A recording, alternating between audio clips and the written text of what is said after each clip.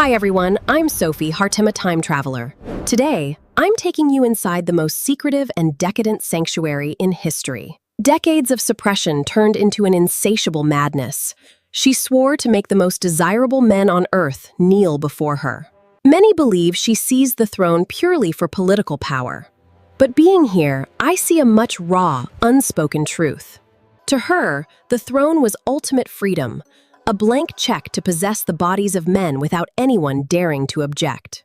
From an outcast, she became history's greatest hunter, turning her entire empire into a lavish, private nightclub. Here, men were no longer powerful lords or princes. They were merely beautiful playthings meant to satisfy the Empress's desires. Yes, Your Majesty. Look at this. Spilled wine, torn silk, and endless nights of indulgence, completely defying all rules and age limits. Standing right here in the shadows, I am genuinely stunned by the sheer scale of her boldness and debauchery. Her life was a collection of scandalous love affairs, from a father to his son, from a fake monk to actual brothers. Now, let's part the silk curtains with and step into the most wildest hunt for flesh in human history.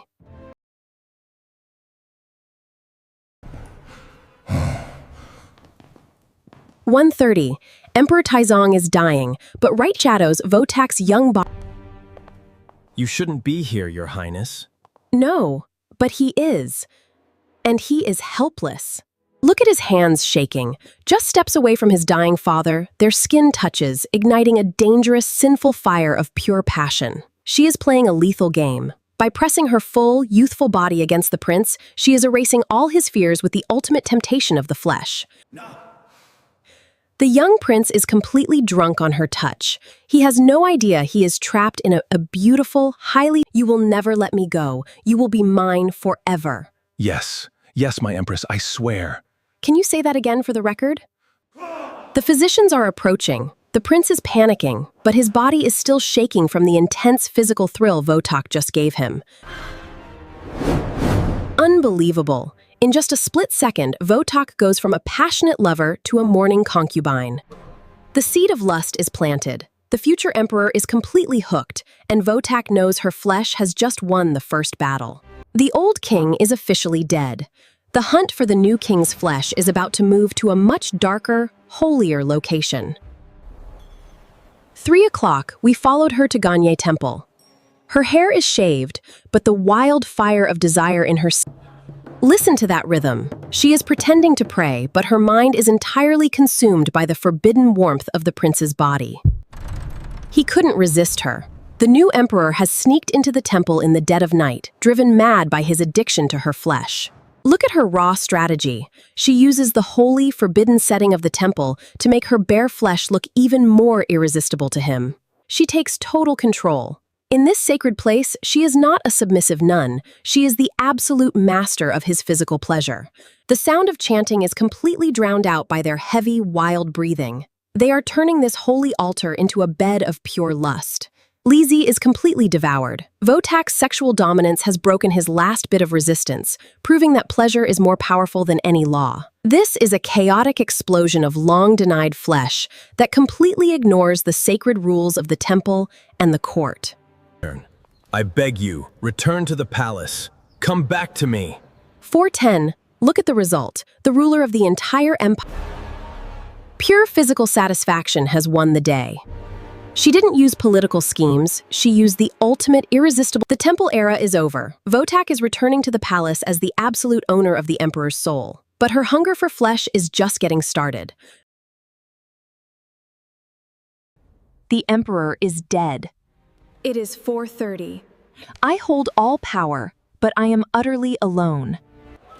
Her spies have found the perfect cure. A young, remarkably strong street vendor with massive muscles and raw male energy.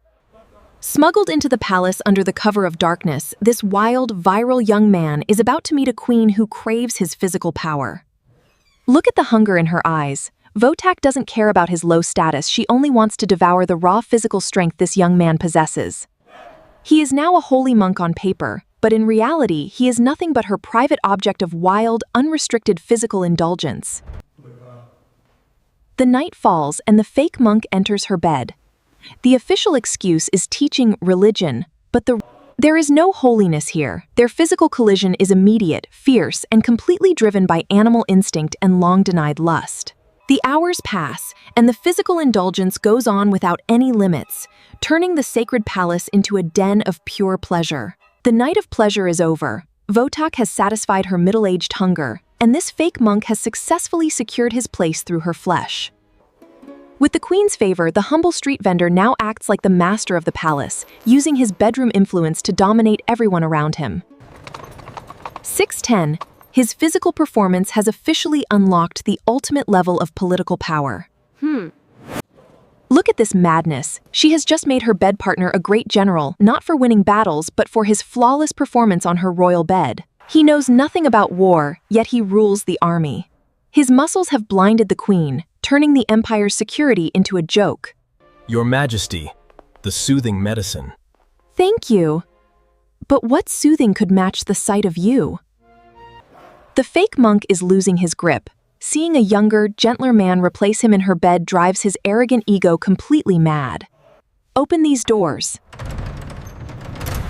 He's gone. You're no longer needed. Driven by blind jealousy and broken pride, the fake monk decides to destroy what he can no longer possess. He thought his body made him irreplaceable, but by burning her palace, he just woke up the ruthless dictator inside her. The hunt is on. The supreme lover is now a hunted animal, discovering too late that the queen's favor. No, this isn't happening. Cornered and helpless, your strength means nothing against royal power. No mercy. The supreme lover who once brought her body back to life is brutally strangled to death in a dark alley. In Wotak's world, a man is just a temporary tool. When a tool of pure pleasure becomes dangerous or at 8 o'clock, the bloody era of the muscular fake monk is officially over. But as Wotak enters her old age, her hunger for fresh 8 o'clock, we have entered Khong Hac Giam.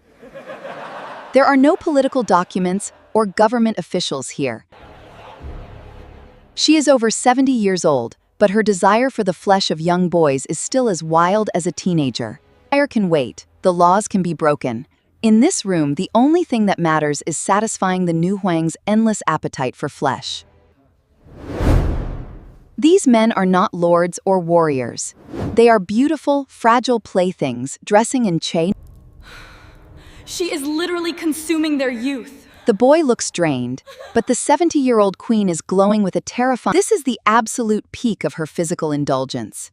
She has turned the highest office of the empire into a private brothel. But among all these boys, 2 brothers are about to arrive. They are the Truong brothers, and they will take her Zemluan to a whole new level. 9:15, the ultimate 3-way relationship of her old age is about to begin. Let's watch her final, most scandalous chapter. 9:15, this is the most scandalous view in history. Wotak is locked in a constant 3-way physical relationship with 2 young brothers. The extreme contrast is shocking. The fresh, smooth skin of these 2 young scholars is rubbing against the Nunyao buttons. The air in this private chamber is heavy and intoxicating, filled with secret ancient herbs meant to ignite sex. She has completely abandoned her country. Refuses to meet her ministers, Jam Ming Tongfang Qin, just to prolong these endless nights of physical huanlac. She is trading the empire for pleasure. She has given total political control to these 2 young boys just to keep them in her bed. Do exactly as I say, or you will regret it! The Truong brothers are now the real masters of the palace. They use her desperate need. Pathetic, hopeless, she uses all her power just to nuke Yao Chutsuan, ignoring that these boys are only using her body for power. The madness goes on until the very end. A lifetime of hunting for flesh is ending right here, in this dark.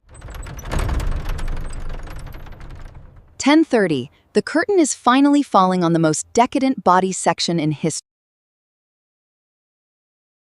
10:30, the illusion of eternal pleasure shatters instantly. Angered by the madness, royal forces stage a brutal midnight coup to clean the palace. No! I please!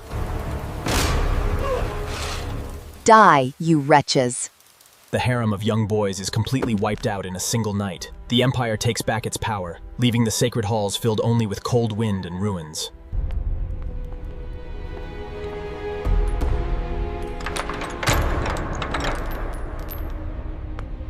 Look at her face. Without him, the illusion of youth vanishes. Time finally breaks her. In late 705, Votak dies in absolute silence. No lovers are by her side, no songs are played. She left behind a giant blank stone monument, the unworded stele. 1134. Character in Image 1's journey proves that even the highest power cannot buy eternal youth, and a